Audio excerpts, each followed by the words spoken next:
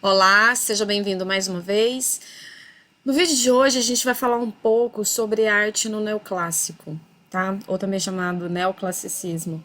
Esse é um movimento que marca bastantes mudanças que a Europa viveu e principalmente os franceses. Esse é um movimento tipicamente francês, promovido pelos franceses no momento de grandes transformações que eles estavam passando em relação à Revolução Francesa, aos pensamentos filosóficos franceses. E o que acontece? Ali, durante toda aquela revolução, principalmente a revolução vivida ali por Napoleão Bonaparte, né, por todas as mudanças políticas trazidas por Napoleão Bonaparte, é interessante a gente entender que naquele momento houve o surgimento de uma nova classe social, a chamada burguesia. E a burguesia é o ritmo que é o ritmo que nós vamos seguir, eles que vão ditar o ritmo, digamos assim, para esse nosso movimento. Antes do neoclássico, é, a gente volta um pouquinho no tempo, né? Então a gente teve Renascimento. O Renascimento promoveu algumas transformações, porque o Renascimento trouxe toda uma liberdade de produção cultural, de investigação científica.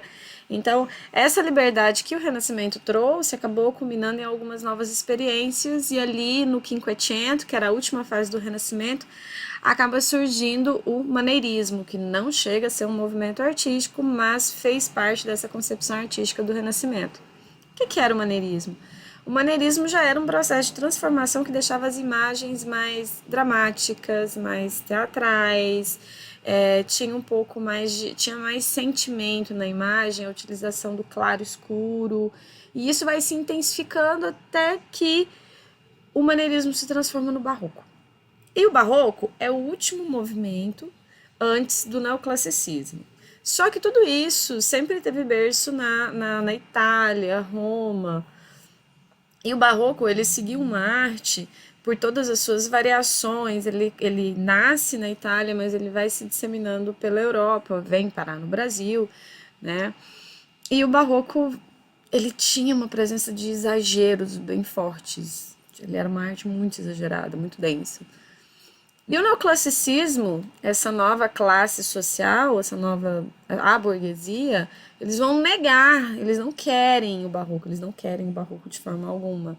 O barroco serviu, ele foi bastante utilizado pela Igreja Católica durante a Contra-Reforma como uma arma muito importante, porque eram pinturas bem dramáticas que mexiam no âmago das pessoas, mas o barroco também serviu bastante à coroa, né? Então, se a gente pega, por exemplo, o Palácio de Versalhes, ele tinha uma concepção toda barroca.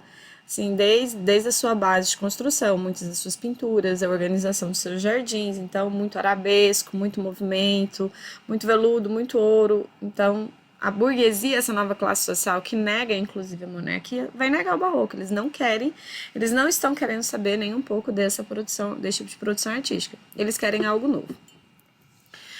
É, Antes da gente começar a falar dos motivos históricos, aqui essa pintura, que é a Apoteose de Homero, de um pintor chamado Gian Auguste Dominique Ingres, que ele foi aluno do Jacques-Louis David. A gente vai falar um pouquinho também sobre o Jacques-Louis David. Vou fazer um próximo vídeo especificamente falando sobre as pinturas. Hoje a gente vai falar de uma concepção, como é que surgiu um pouco da arquitetura neoclássica, tá?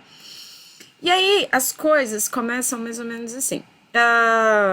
A pintura neoclássica, a arte neoclássica, na verdade, quando essa burguesia estava buscando essa referência, ai, como que eles vão produzir uma nova arte com uma identidade somente deles, vem o seguinte pensamento. Vou tomar um cafezinho aqui. Vem o seguinte pensamento. O Renascimento, durante muito tempo, ele é chamado de classicismo, de arte clássica. A produção mais clássica que o mundo já viveu até hoje foi o Renascimento. Só que o Renascimento deu muita liberdade para as pessoas produzirem e acabou culminando no Barroco, que é o grande foco que os franceses vão negar nesse momento. Eles não querem esse tipo de arte. E aí, só que o Renascimento, ele tem as suas referências, e as referências do Renascimento são referências da antiguidade, lá da antiguidade clássica, né, que é a cultura greco-romana, que a gente está falando ali de tempos bem remotos, bem passados.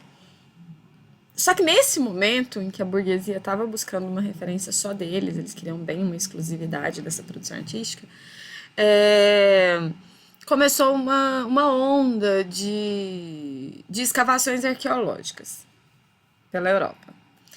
E nessa onda de escavações arqueológicas, acabaram encontrando duas cidades, cidade de Pompeia e Herculano, que foram soterradas pelo Vesúvio. E naquele momento as cidades estavam intactas, intactas. E como eram cidades que pertenciam ao Império Romano, elas tinham toda uma influência arquitetônica da Grécia e Roma antiga. E estava tudo muito intacto. Então, acho que naquele momento deu estalo nos franceses. Tipo assim, é isso que a gente quer, sabe? Então, enquanto o Renascimento era uma arte clássica, eles vão ser o novo clássico. E o que é que muda nisso? Muda, uma das coisas mais importantes é porque o neoclassicismo não vai dar essa liberdade de pesquisa, de produção, como teve no Renascimento. No Renascimento, eles são mais fechados, eles são bem herméticos, eles vão criar um sistema de academias, que são as famosas academias de belas artes. Então, se você quisesse fazer qualquer produção neoclássica, não era simplesmente procurar um mestre para esse mestre te ensinar. Não, você tinha que entrar para dentro de uma dessas instituições, dessas escolas de arte, e essas escolas que queriam te dizer quais eram as regras utilizadas nessas produções neoclássicas de pintura, escultura e arquitetura. Então, a primeira coisa que a gente estabelece é isso. Essas regras que são impostas. Então, esse novo clássico tem como objetivo traçar essas regrinhas. O neoclássico foi um estilo que difundiu assim, no mundo todo, bastante utilizado, principalmente na arquitetura. A gente tem referências no Brasil, tá? Quando Dom João VI chegou no Brasil com toda a corte, com toda a coroa, que a gente sabe que uma das primeiras coisas que ele fez foi reformar a cidade do Rio de Janeiro, ele traz essa referência neoclássica. Então, assim, muitos pontos do centro do Rio de Janeiro tem essa influência do neoclássico na sua construção. Mas é muito forte também nos Estados Unidos. Então, se você pega, por exemplo, a cidade de Washington, Casa Branca, o monumento de Abraham Lincoln, ali tem bastante referência desse neoclassicismo, né? Então, tem que mudar toda hora aqui a posição da câmerazinha, mas a gente vai ajeitando, gente. Não tá aqui pra vocês me verem melhor. Vou colocar lá embaixo, que é mais fácil aqui, ó. Pronto. Então, gente, olha só. São construções que eles faziam, já pegando na base da arquitetura, como a gente está vendo aí. Isso aqui que vocês estão vendo é uma igreja, tá? Parece mais um templo grego, um templo romano, mas é uma igreja, eu juro, tá? Essa é a igreja de Santa Madalena, que fica em Paris. Presença bem forte de colunas, como a gente está vendo, por isso que eu falei que lembra bastante um templo, né? Um templo grego, por conta dessa quantidade de colunas. E na parte de cima também, por conta do frontão triangular, que é uma referência bem forte das construções gregas, os romanos também utilizaram bastante. Então aqui os neoclássicos vão fazer essa miscelânea de tudo. Só assim, curiosidade, né? Porque nos templos gregos, eles colocavam dentro do frontão triangular relevos, esculturas que eram relacionadas aos deuses gregos. E quem ficava no topo central, na parte mais alta do frontão, era o deus que estava sendo do templo dele, né? Então, por exemplo, em Atenas tinha a imagem de Atenas, no templo de Atenas tinha a imagem de Atenas centralizada, com algumas outras figuras históricas, simbológicas ali. Já que na igreja de Santa Madalena, quem tá lá no topo do frontão triangular é a imagem de Cristo, que tá com os braços abertos, e essa é a referência eclesiástica que tem ali composta. Mas, mesmo sendo uma igreja, é uma estruturação de igreja diferenciada, porque traz essas referências aí de construções gregas e construções romanas também. Mais uma imagem para a gente poder ver. Esse aqui é o Museu Nacional do Prado, em Paris. Referências fortes de colunas, né? Essas colunas, elas vão aparecer grandes, elas vão aparecer enormes, mas elas também podem aparecer pequenas, tá? O importante é a presença de colunas. Diferentemente na Grécia, que a gente fazia uma delimitação de quais eram os tipos de coluna, né? A coluna dórica, jônica e coríntia, o neoclássico não traz essa referência, assim, o importante era a presença das colunas. E interessante também que na arquitetura neoclássica eles fazem uma mistura, uma presença bem forte, tanto da escultura, as esculturas elas vão aparecer de alguma forma agregada na arquitetura, tá? Ou ela vai aparecer ali em relevo, ou ela vai estar na frente. Tá vendo que lá embaixo tem algumas concepção de algumas esculturas também. Em algumas construções vai aparecer o arco e a abóboda, ok? Outras nem tanto, mas assim, são elementos que a gente vai conseguir identificar que era da Grécia Antiga, da Roma Antiga. E um outro detalhe, gente, são esculturas, são construções muito grandes, muito grandes. Que é bem aquele pensamento egípcio, quanto maior for, mais poder está sendo representado, né? E é bem a cara dos norte-americanos utilizarem esse tipo de arquitetura, bem a cara deles. Uma outra coisa também que surge nesse momento aqui que é a ideia de mansão. Então, o que é a mansão? A mansão, enquanto você tem um palácio, um tipo de construção voltada para a coroa, a mansão é um tipo de construção, é uma moradia da burguesia, né? Então é uma moradia de quem tem. Não precisa de títulos, precisa somente de dinheiro. E a ideia das mansões, se você pega, por exemplo, o bairro de Beverly Hills nos Estados Unidos, ele é bem composto assim para essas mansões, ok?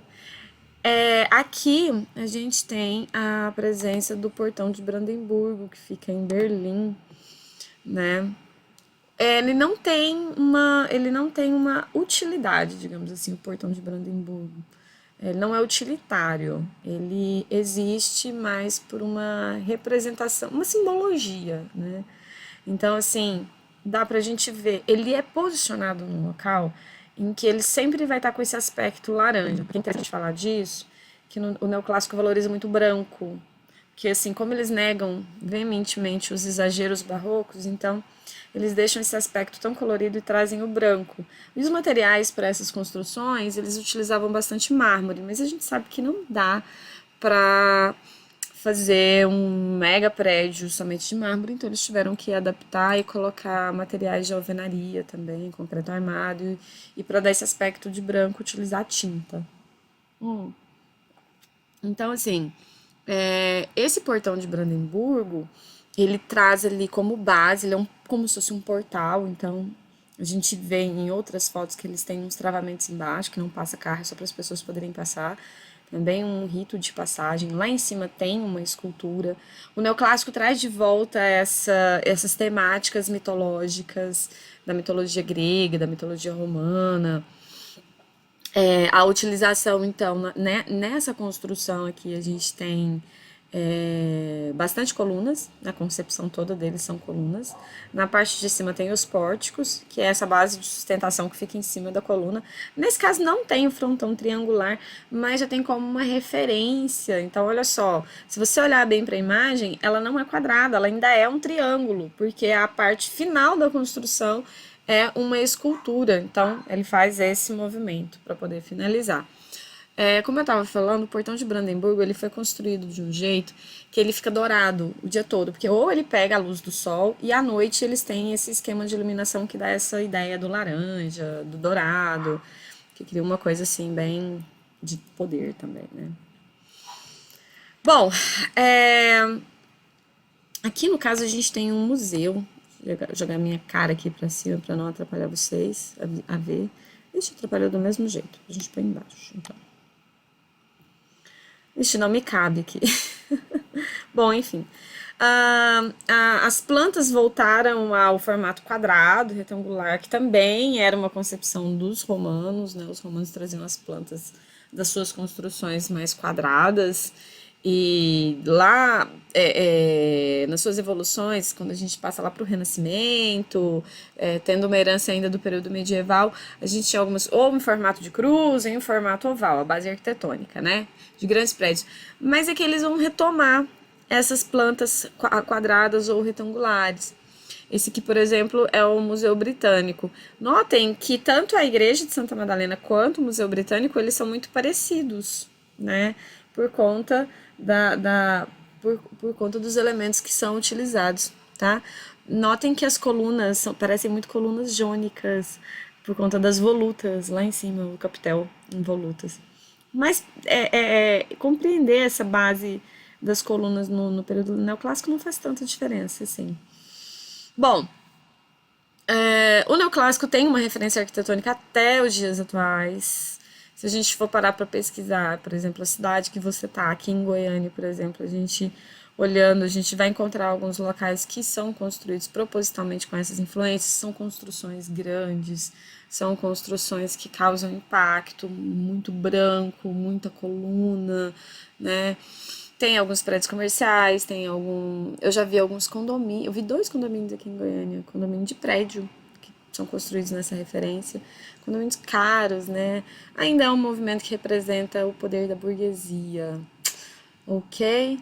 Bom, pessoal, eu encerro com vocês essa discussão sobre a arquitetura neoclássica, ok? Próximo vídeo a gente vai falar sobre pintura e escultura. Beijo grande para vocês, até o próximo.